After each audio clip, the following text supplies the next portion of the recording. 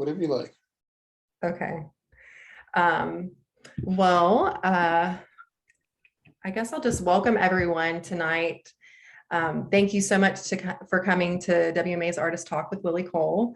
And a special thanks to Willie Cole for being here. For those of you that didn't hear, he is in Italy right now, and it's 1 a.m. And so we are very thankful that you stayed up to talk with us. And right now, you can see Willie Cole's work in our exhibition, Nice Work, if you can get it. It's on display in the Dove Gallery until the end of the year. Actually, I think it's December the 31st is the last day. So you've got a little time. We encourage everyone to come visit the museum and check it out. The show is phenomenal. It's so good. And we want everyone to experience it. So come to WMA. So today when I was preparing Willie's introduction, I was planning on going through all of the awards and the collections and the exhibits, and I realized that I would be here all night listing all of them because you have quite the accomplishment. So I'm going to just briefly summarize a lot of those. So Willie Cole's work can be found in numerous private and public collections and museums around the world. Just to name a few in the States, you can find his work in the High in Atlanta, at the Met, the MoMA, the Whitney, the Walker, the Minneapolis Institute of Arts, MoCA in Chicago, the National Gallery of Art in DC, and then more locally, you can visit Birmingham Museum of Art and see some of his work. Although he is from New Jersey, he is an international artist, and he is best known for assembling and transforming ordinary domestic and used objects such as irons, ironing boards, high heel shoes, hair dryers, and other discarded appliances and hardware into imaginative and prolific works and installations. Through repetitive use of those objects, Cole's artistic practice centers on postmodernism and cultural appropriation, using household and everyday objects to decontextualize. As I said, Willie is a recipient of many awards, including the 2006 David C. Driscoll Prize, which is the first national award to honor and celebrate contributions to the field of African-American art and art history. This award was established by the High in Atlanta. Also, Cole is represented by Alexander and Bonin Gallery in New York. Did I pronounce that right? Bonin? Yes. Yes. Okay, and Mouse Contemporary in Birmingham. So I'm gonna hand it off to Willie at this point, but everyone, there's a Q&A box if you want to ask questions, and then whenever he's finished, we'll go through those questions. All right, I'm leaving. All right. Well, thank you all for tuning in for this moment of shared insight and inspiration. As Holly said, I'm here in Milan, Italy. And that has kind of led me to the choices of the work I'll show you tonight.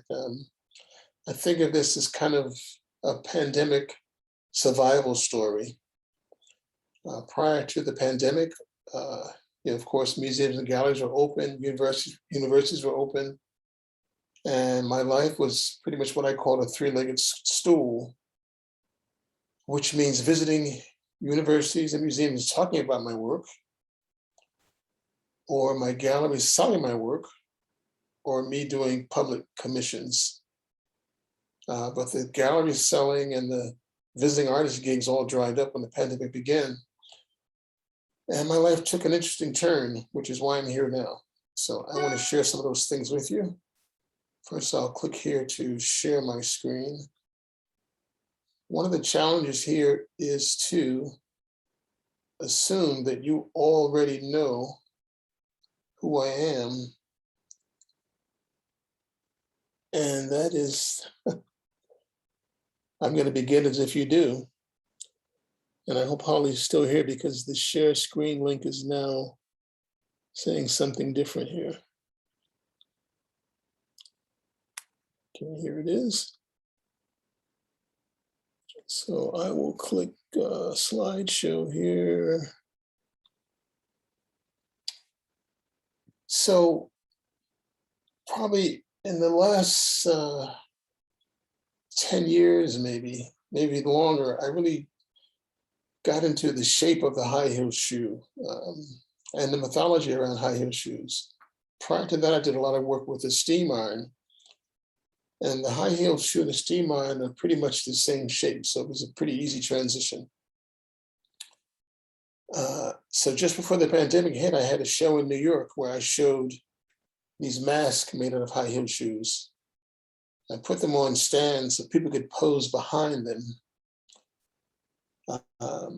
But maybe 6 or 7 months later, the pandemic hit the world, and eventually my gallery in New York closed down and all of my visiting artist gigs disappeared.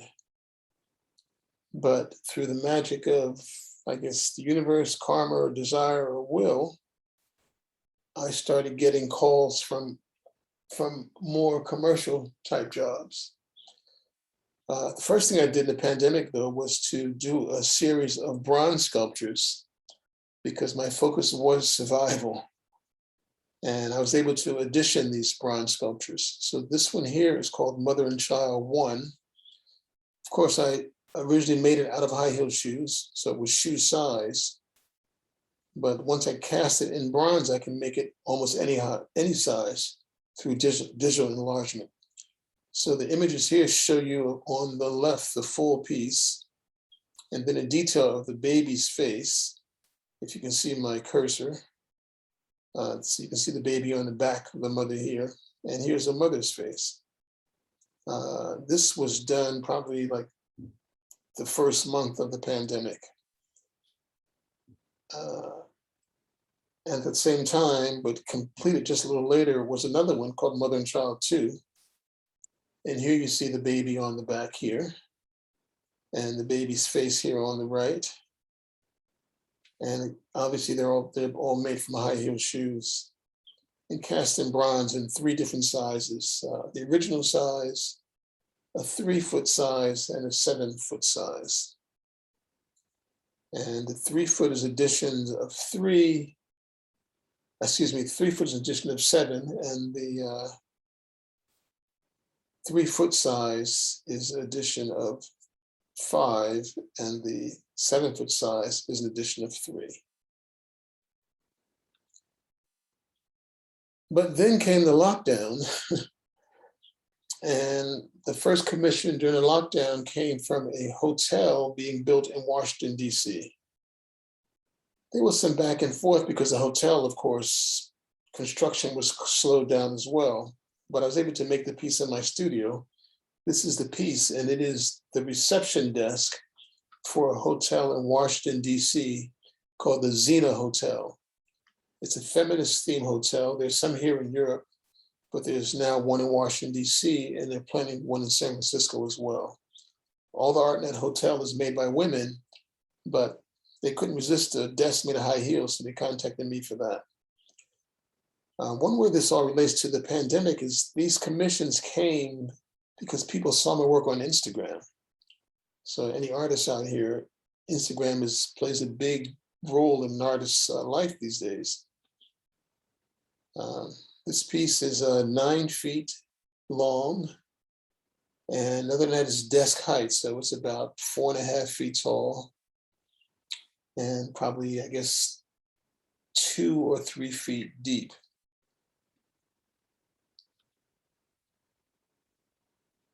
This photo shows it before the hotel was complete, but just after I installed it.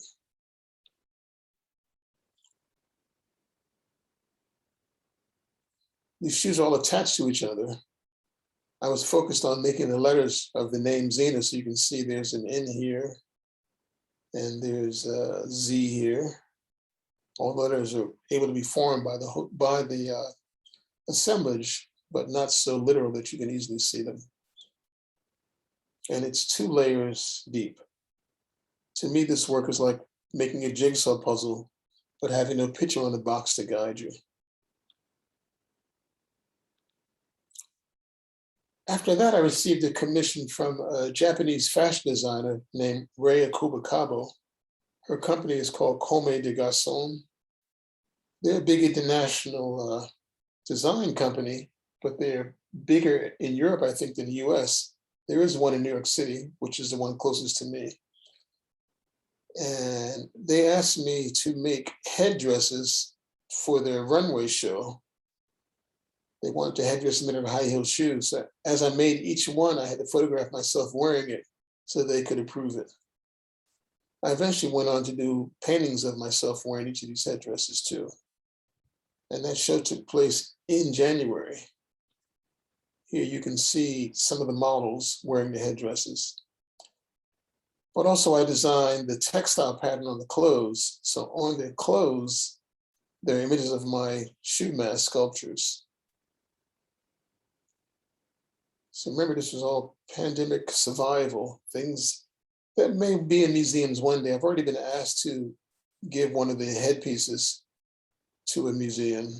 And I currently have clothing in the Metropolitan Museum's costume collection, pieces I did about probably 30 years ago using steam iron as a printing block for textiles. The irony of this is, or perhaps the magic or coincidence of this is, that when I was in high school, my major was fashion design. I didn't go to school for fashion though, but it's coming back full circle. You can see some of the clothes on the design, the head pieces or the shoe mask on the clothing here. This jacket here, asymmetrical design, has again the pieces on it.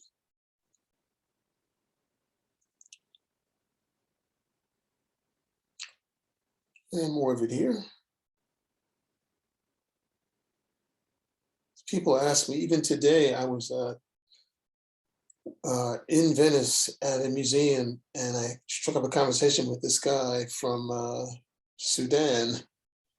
And I told him I was an artist. He said, "How do artists make a living?"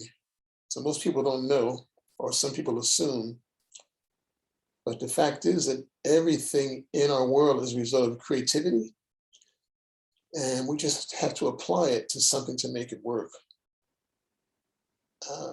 So my second, or at least my current project here in Milan was with a shoe company called Tod's. Again, their art director found me on Instagram and asked me to participate in Milan Design Week with their company.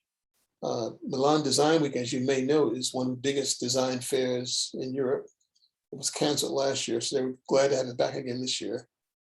And it's mostly interior design and furniture and things like that. So I was asked to make furniture or houseware out of Todd's product, which are high-heel shoes. So I spent 2 weeks at that factory further south near the water, making stuff out of the things they throw away or the things that don't pass approval, for quality control. They're best known for making these moccasins called the Gomino driving moccasins. So once I got there, I toured the facility, and this is their leather warehouse.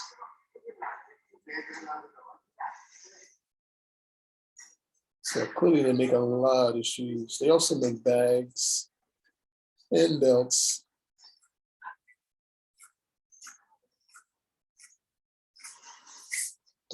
They're very interested now in having an identity as a sustainable company, which is why they got me also, because I make art out of found materials. And I've been connected to recycling and sustainability based on the materials I use. So rather than throw away the things that don't come out perfect, they got me to make art out of some of those things. And they videotaped the whole process. Oops, let me try to move on here.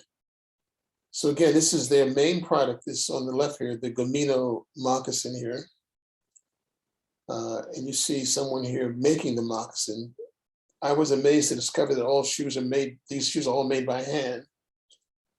This moccasin is made from 2 pieces of leather And it was pretty amazing to see, but I got to tour the factory and talk with the folks and even get involved in the construction of some of their products.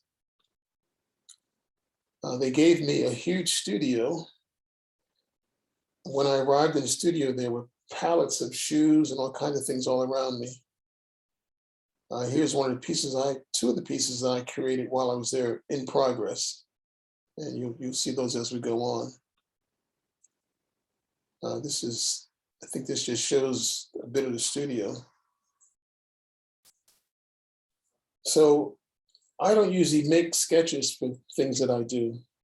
I think of my art production as me just being open and playing with materials.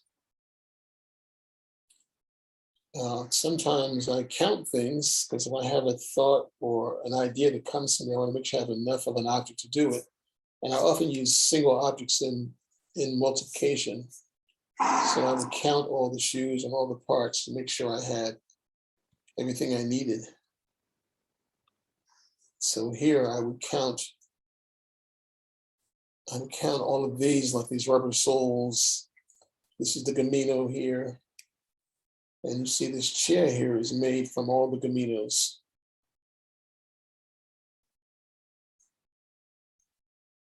It's funny, they thought I was going to work only on that table and keep the whole place nice and clean. They didn't put plastic on the floor, but after a few days, they realized that that was impossible.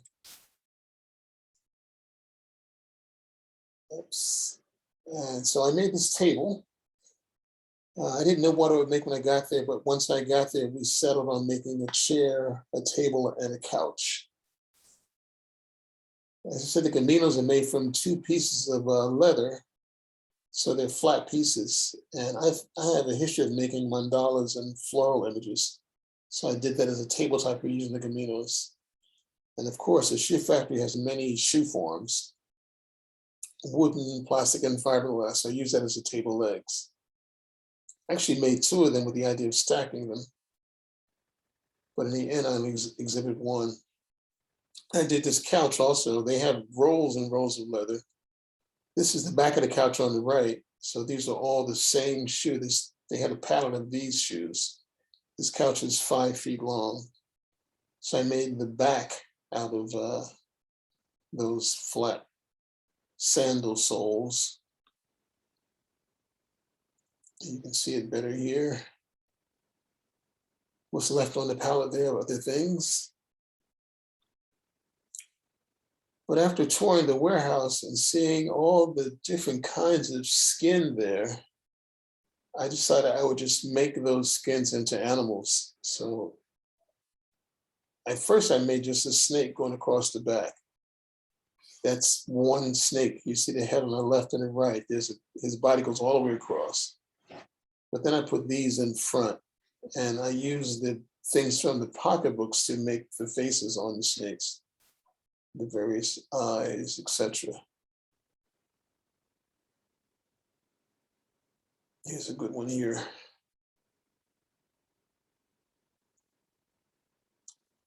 But yes, so they have every kind of skin you can imagine. And one thing they're proud to say is they do not kill the animals, they just buy the skins. So as a vegetarian and a vegan for over 50 years, it was interesting. I told them I had not handled so much animal since I was a little kid. And here you can see what I call the Gamino chair made from the Gamino shoes. The image on the right is in the studio. The image on the left is on display at their store here in Milan. The design fair takes place all over the city, so all the big name stores have exhibitions in their spaces, and some of the outdoor plazas have things. And I think the next images may show you some of that. Oh no, so they asked me to make a centerpiece for the table. This is actually made from the handles of pocketbooks, or I guess the more contemporary word is handbags. So I stained the shoe forms to get a darker color, and I used the fiber art techniques, basically wrapping, to create this handbag straps, excuse me, are wrapped onto 12 gauge galvanized wire. And the pedals on top are just cork bottom shoes that are just stuck down on there. So then this was the opening night. This is Monte Napoleon, which is the big Fifth Avenue of Milan, where Gucci and Prada, everybody has huge shops there. They videotaped, my production time was 10 days. They videotaped all of my production, and they used that as a backdrop for the exhibition. So you can see a little bit right here. See the video in the background.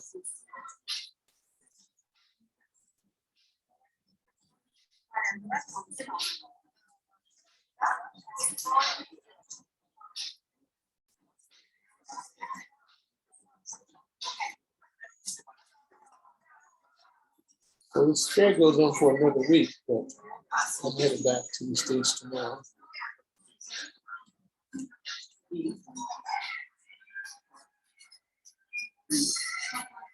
And they call it art cycling, that's their word, which I don't know.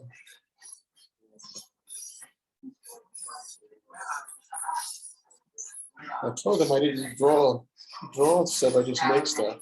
But they asked me to draw for the camera, so I made a little doodle of the share. And they use that doodle to promote the product in Women's Wear Daily magazine.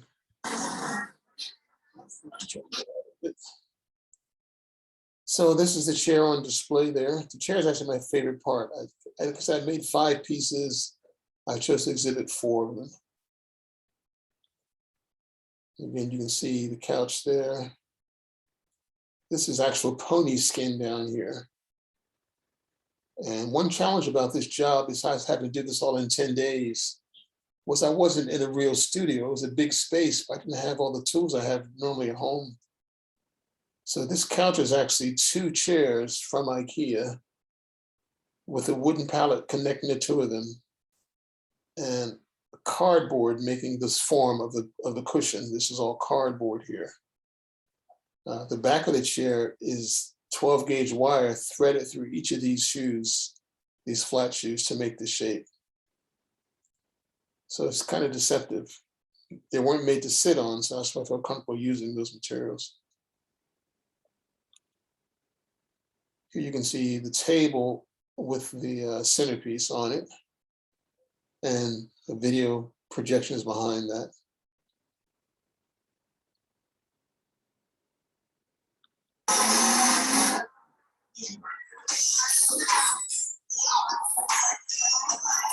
What a hot glue in there.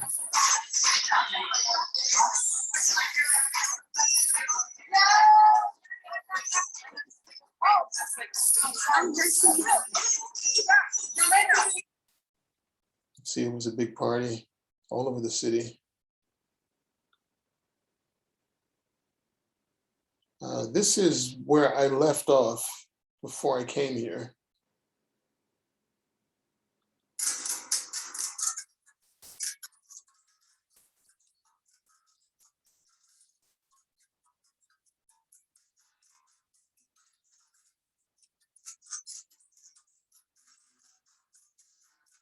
So this work is a result of another commission that I've received during the pandemic, which is with Yamaha guitars. Yamaha guitars, like everybody else who makes things, they have some things that turn out perfect and some things that don't. The things that don't turn out perfect, they throw them away. But Yamaha decided to get me to make art out of the guitars that didn't come out perfect, and then donate some of the money to the music institution of my choice. So that's one of the pieces that I've made for them. I've made 4 so far. They gave me 75 guitars. So that's what I was doing just before I came here to Milan.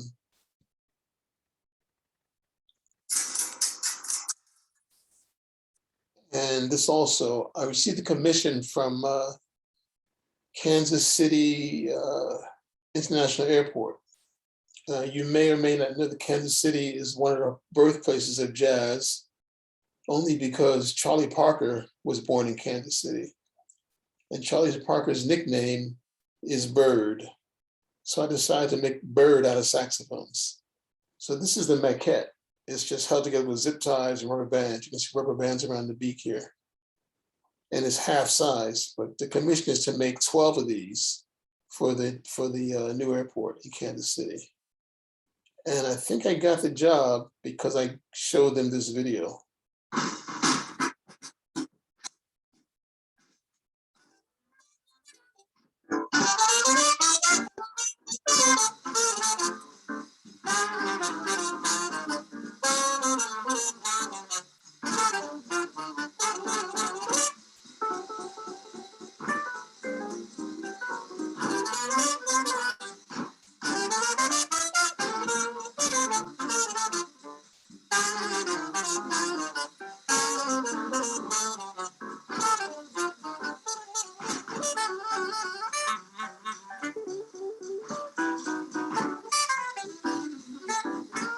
So you can see that my work, as I said, employs a multiplication of single objects. And I can use almost any object. You know, think of the objects as the molecules that make up a thing.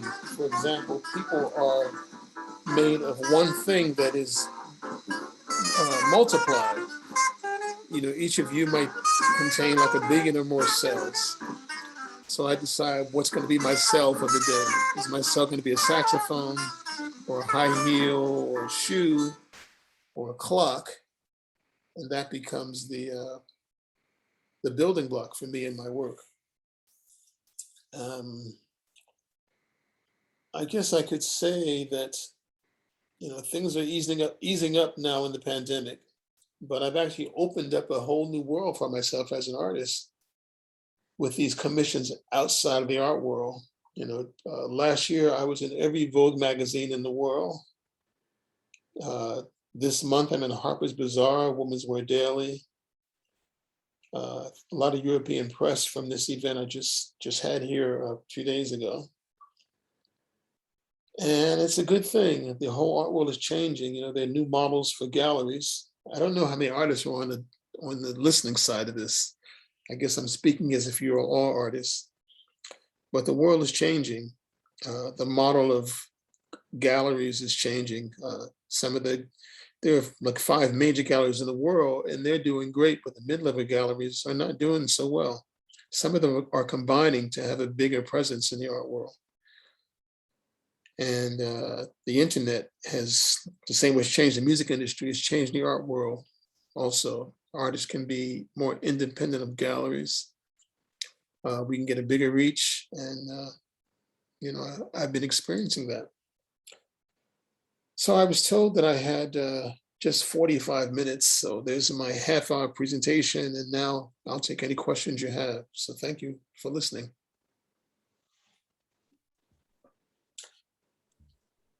I guess Holly's going to come back. There you are. Okay. Okay. So I'm going to open up the Q&A over here so I can read. We can give people a little bit of time.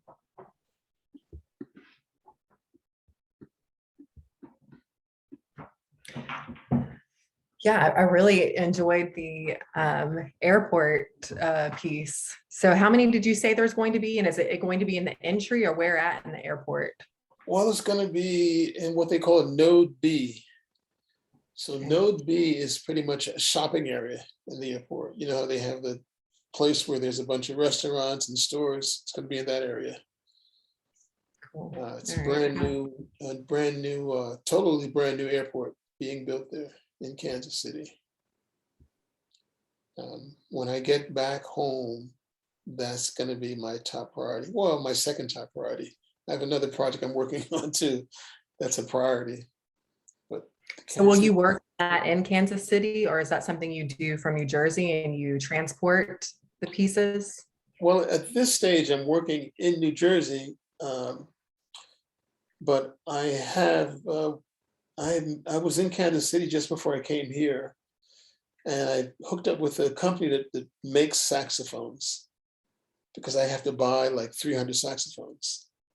So they're going to help me acquire the saxophones, and I will take my model there and assemble the first one with them, and they'll make the rest from that point forward. So all I have to Okay. focus on then is installing it and lighting, which is what I'm going to be working on as soon as I get back. Okay. We have a couple questions. So the first one is, she is an artist, and she is curious about your use of adhesives. Okay. Adhesives. Well, with the project that I've done here in Milan, I use hot glue because these pieces are for display. I mean, I hope they last forever, but they're for display. And so the adhesive was hot glue. I got the blisters to prove it too. But the adherence was not just depending on the hot glue. I use a lot of staples also. In some cases, I use Velcro and double-sided tape. So I pretty much use all three of those things together. When I didn't want the staples to show, I used the tape and the hot glue. And then when I use the staples, I would also use drywall screws. But I tried to put them in a way that made them part of the design and not just a functional application. But in my work, the adhesive I use most, I should say that people think I use glue in my high heel mask, but I don't use glue. They're just assembled like jewelry. The way you would put a bunch of beads on a string and then turn the string into a loop to make a necklace. I put the shoes on a long wire and assemble it to make a face, and then seal it, lock it in place the way you put a latch on a door. But in my work with the water bottles, which I didn't show any today, I use adhesive in the form of epoxy resin. I do some two-dimensional pieces with, I've done it with high heels too, but mostly with water bottles, where I embed the bottles in resin. And that's kind of an adhesive to make like a big panel of bottles that are side by side or whatever the shape might be. Okay, so next question is, what objects have been your favorite to work with? My favorite object to work with, when people ask me that, I always want to say my brain, but I have not done a lot of assemblage in the physical world with my brain. But what I'm working on at the moment is the thing that I'm most excited about. And I have a little superstition. I don't want to say that it's not, because it's what I'm involved in at the moment. So I have to be like 100% believing in it for it to be successful. So asking me that question today, my favorite object is going to be the shoes. But if I was homework with my guitars, that'd be the favorite object. I'm always expecting something new to come along because I don't really solicit the objects. I feel they find me. I just kind of see stuff and it hits, and then that's what I work with.